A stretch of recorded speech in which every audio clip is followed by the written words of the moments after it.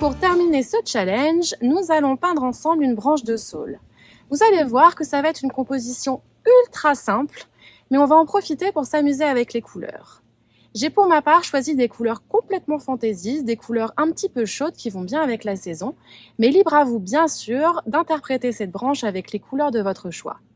Le but ici va être de s'amuser avec la spontanéité des mouvements et de créer justement quelque chose de léger, de rapide, sans trop insister. Allez, allons-y. Comme matériel, vous allez avoir besoin d'une feuille de papier aquarelle, bien sûr. On va utiliser un seul pinceau, un pinceau moyen, rond, souple, à pointe fine en taille 8. Il vous faudra aussi un crayon à papier et 3 couleurs, un bleu de phthalo, un violet de cobalt clair et un jaune de nappe foncé. Alors on va commencer déjà au crayon à papier par dessiner le haut de la branche, qu'on va commencer ici à peu près au milieu. Je vais faire une ligne un petit peu courbe, comme toujours le crayon ne se voit pas beaucoup. Et ensuite, du bout de cette ligne, je vais faire 2 tiges qui partent à droite et à gauche et je vais rajouter un tout petit bout ici en haut. C'est vraiment juste un guide, donc c'est pour ça qu'il ne faut pas appuyer beaucoup, comme ça vous êtes sûr que ça ne se verra pas à l'arrivée. Maintenant, avant de commencer, on va préparer nos couleurs. Donc on va préparer ici un rose avec le violet de cobalt clair qu'on va diluer. Et on va lui ajouter un petit peu de jaune de Naples. Donc là, il est à côté. Hop, je vais en mettre ici. Un petit peu plus de rose. Et je dilue la couleur. On va avoir besoin du jaune de Naples tout seul. Donc je vais en remettre ici. Vous voyez, il y en avait déjà pas mal sur ma palette. Hop. Et pour finir, on va mélanger le jaune de nappe foncé avec le bleu de phthalo. En fait, c'est le mélange moi que j'avais déjà ici. C'est une couleur dont je me sers beaucoup. Hop, donc je vais juste la réactiver et la mélanger. En fait, c'est mélanger quasiment à part égale ces deux couleurs. Si vous mettez plus de jaune, ça tirera plus vers le vert, comme ici. Et si vous mettez plus de bleu, ça tirera plus vers le bleu. À vous de voir le mélange que vous voulez obtenir. On va commencer du coup maintenant sur le côté gauche. Et pour peindre cette branche, on va utiliser des petits mouvements pointe, pression, pointe. Pointe, pression, pointe. On va utiliser les fusions, donc on va essayer de peindre du coup assez rapidement. Je vais partir maintenant du bout de la petite tige et je fais un mouvement courbe, pointe, pression, pointe. Je vais ajouter déjà sur le haut de la branche, ici, quelques autres feuilles. Vous voyez, je repasse pas, hein. Une fois que j'ai fait ma feuille, elle est comme elle est. L'idée, c'est d'être aussi un petit peu spontanée dans ses mouvements. Maintenant, je vais prendre un peu de jaune. Je vais rajouter ici une feuille. Et pour terminer, je vais prendre un peu de rose et je vais rajouter 2 feuilles. Peut-être un peu trop clair ici pour le coup. Hop, ici et une ici.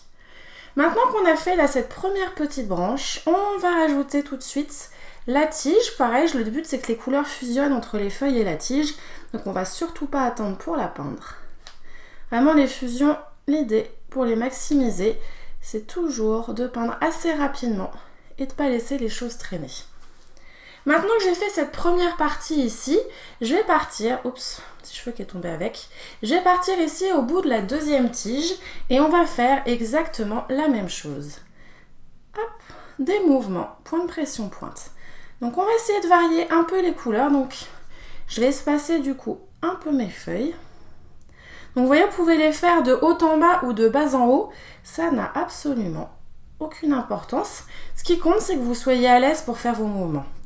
Je reprends mon jaune de Naples, je refais des petits mouvements. Je vais en faire ici maintenant, on va dire des un peu plus épais, comme ceci. Il faut que je charge un peu plus en couleur pour changer.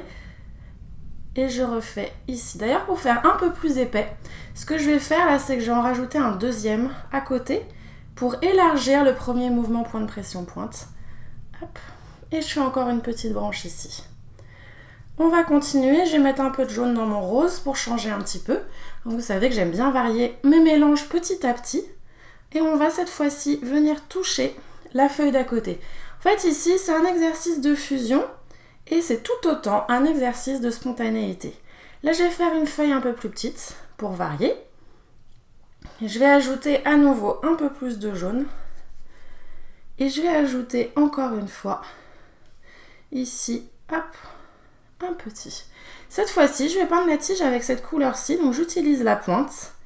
Je repasse sur le crayon papier. Évidemment, je pense à relier ici, hein, pour pas que la tige s'arrête. Et ensuite, je viens connecter toutes mes feuilles. Hop. Et si je veux, pour insister un petit peu, mettre un peu plus de couleur, je peux déposer là, juste en haut, là où la tige et les feuilles se rejoignent, un petit peu de ma couleur. Comme je l'ai sur le bout du pinceau, je vais continuer avec et je vais peindre le dernier côté. Hop. Toujours avec mes mouvements point de pression pointe. Maintenant, je vais prendre mon bleu pour changer. On va venir ici. Charger un peu mon pinceau pour les prochains. Pour varier un petit peu les nuances. Je vais en faire en bas. Vous voyez que je viens toucher, mais c'est pas grave. Si je reste déjà spontanée et que je repasse pas, les fusions vont se faire de manière très naturelle. Je continue comme ça. Je vais même en ajouter ici encore une petite.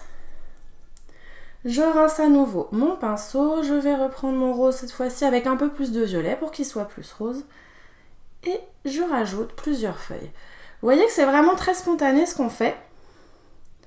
Tant au niveau des couleurs que des mouvements de pinceau.